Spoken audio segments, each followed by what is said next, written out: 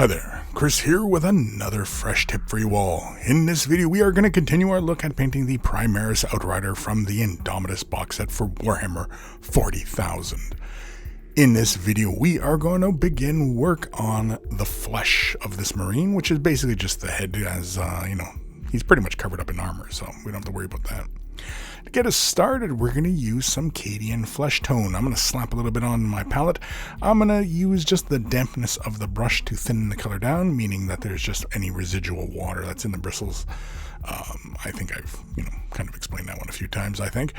Now, because I have thinned the paint down ever so slightly, we are going to have to apply it I think it's just about 2 layers I do apply here. And we are trying to be somewhat careful, so we are just simply going to deliberately apply it anywhere where the flesh is, and trying to be careful not to hit any of the armor. So we're trying to be pretty careful about that. And you may notice that the head still had the primer showing. There was some drips and drops of paint on the face. I wasn't too concerned about that. It wasn't going to affect anything.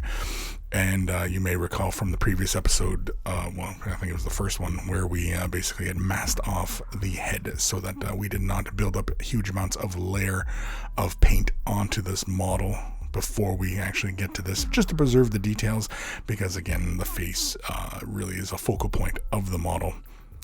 So as you can see, we simply just throw a quick base coat down, and then of course this is after 2 layers. We're going to take some Bugman Glow from Citadel. We're going to add a couple drops of Lamian Medium. I do believe it's about 3 drops of medium I chuck into here, and then of course I add my secret weapon to the mixture, give it a quick mix. I don't mix it into the entirety of the dollop of paint, and then I take a generous amount of water and mix that in, and this is basically making my own shade wash from the Bugman Glow. The whole point of adding the Liquitex Flow Aid is to help so that it falls within the recesses and gives us that great surface tension that we all know and love from shade washes. And basically this is just how we apply this in this fashion, so that we basically can make any color into a shade wash. Because I've thinned it out so much, it only going to reside within the recesses, leaving the overall value of the flesh unchanged for the most part. It's just giving us a nice subtle shading across the face, as you can see there. Now you can pretty much stop there and continue on painting the model if you're going for a quick tabletop, but we're going to come in with some Cadian flesh and some Kislev flesh. We are going to mix these roughly 1-to-1. Of course, it's always rough depending upon the way you gather the paint. I'm going to add a drop of Lamian Medium just to help thin this down and help with the flow, as I really don't want to add too much water to this, as I want to maintain a great degree of control over this. But because we have it thinned out ever so slightly, we will have to kind of apply, not 2 layers, but we will kind of work our way over some of the areas and details of the face. And as I'm working with the color, you can see here I'm building the highlights pretty much kind of concentrating towards the forward portion of the face, meaning that if you can imagine a line drawn through the center of the bike and the way his head's turned, we are concentrating more of that on that, basically his left side of his face. That's just really because it's easier to get a hold of these details versus the right side of his face, which is the collar is pretty close. And again, we're trying to be very careful. So actually some of this will get painted off camera, because it is just a little bit tricky to get to those areas and have it look good for the camera. So you will have to forgive me for that, not showing every little aspect of it. This is pretty much where we see the cheekbone, top of the nose, the eyebrow, and the forehead. And you can see I also deliberately followed the creases in his forehead, giving us more distinction in that furrow of his brow. With this color, I also bring the highlight further back towards the back of the head and that curvature there, trying to keep a lot of the color out of his temples and underneath his jawline as well. But we do get his lips, the upper lip, as well as his chin, and follow the jawline towards the back of his little earpiece there as well. Kislev flesh all on its own with some Lamian Medium. We're going to grab a little dollop of water, just really the residual dampness in the brush. And then with this highlight, we are going to begin again, and we're concentrating more of this color towards that one side of his face. It's not quite like, you know, like a Rembrandt lighting or anything like that. It's more or less, I'm just concentrating more of the color. We're trying to bring most of that face forward and give us kind of a uniform highlighting in which, you know, typical fashion in which we highlight. Also, we're using our detail brush here, and basically we are just going to continue to work in a very deliberate and careful fashion. You can see, again, because I have the color thinned out, I will have to go over the same area more than once, but as long as you're careful, take your time, you will be able to achieve your desired result.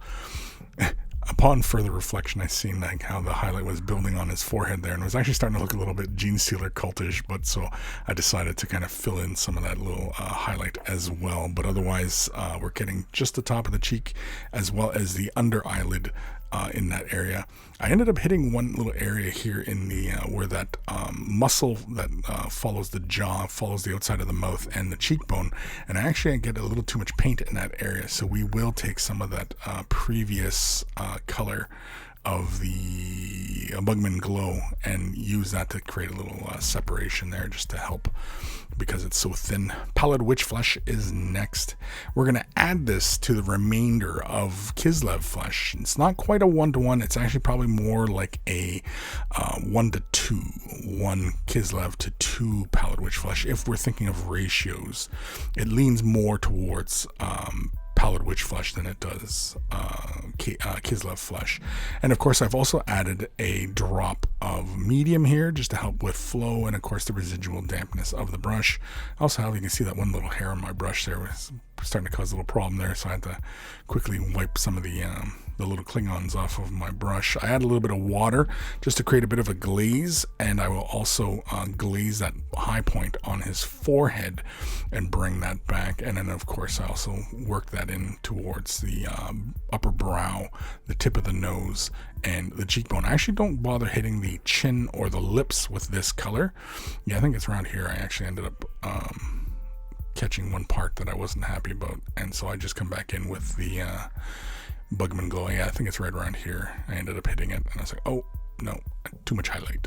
And so I end up just grabbing some more color and basically fill that in. Of course, now we can't even see what we're doing here. So yeah, here I'm going to grab a little bit of the Bugman Glow, fresh brush, not fresh brush, but washed off, grab just a little bit of water just to thin the color down ever so slightly, because all I want to do is just tint it. And it looks like I've got a lot of color on the brush, and so I just quickly wipe it off on my rag, and then just use basically I made a chisel shape out of the bristles, so it's kind of like a like a chisel, and I just basically draw that line. And then I also go into the eye socket and also the temple as well, just to really kind of resaturate those areas.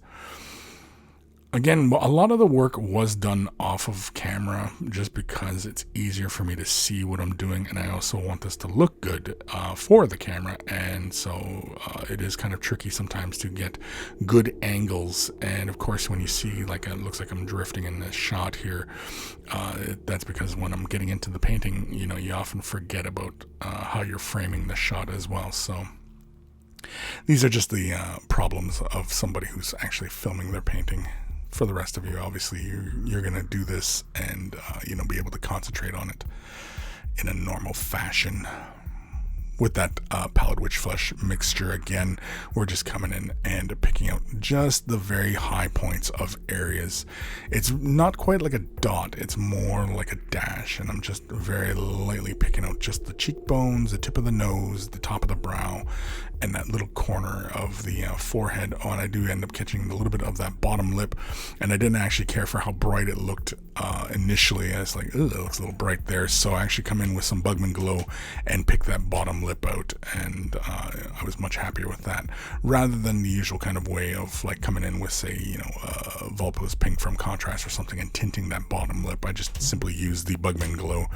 Here I just take that mixture, thin it way down, adding water, and then here I'm just going to create a quick glaze on that forehead, because I do want to have a bit more of a highlight and also get a bit more of a transition occurring on that forehead. So I actually do that about twice just to get a nice smooth grading going.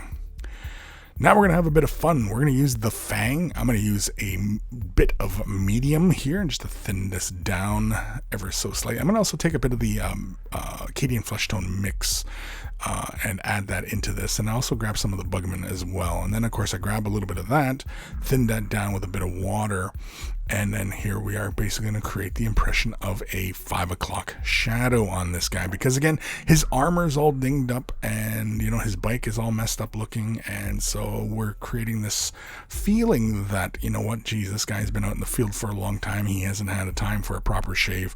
I don't know if Space Marine shave, but again, it's all adding to the wear and tear of the model. And so, you know, again, really just adding character. Here I'm also giving him a bit of the Bruce Willis, just a bit of a hairline around his head kind of thing, creating the impression that there's stubble on his head as well, because, you know, I don't know if Space Marines are typically bald or if they have hair. I mean, you see some Space Marines with hair, but who knows? So again, we're just creating that impression here. And of course, some of this is also done off camera because his right hand side of his face is a little tricky because it's close to his collar. And so I do that off camera. But otherwise, that is the 5 o'clock shadow. And of course, I also take some Black Templar. I also took the fang color, did the his headpiece, his earpiece, and the part that goes around, cradles around the back of his head. I base coated it with the fang and then took contrast and applied that over that, and that gives me my midtones. And so I actually don't really want to highlight that, although we could come back in and do that. But that's flesh on the Space Marine. We didn't bother doing the eyes. I didn't think it was really that important, but who knows? Big thank you to all my patrons. Without their support, these videos would not be possible. If you're considering Patreon support, click the link in the description below and you'll be taken off to a magical website called Patreon, where there's varying levels of support. And huge thank you to everybody who does. Take care of those brushes and they will take care of you.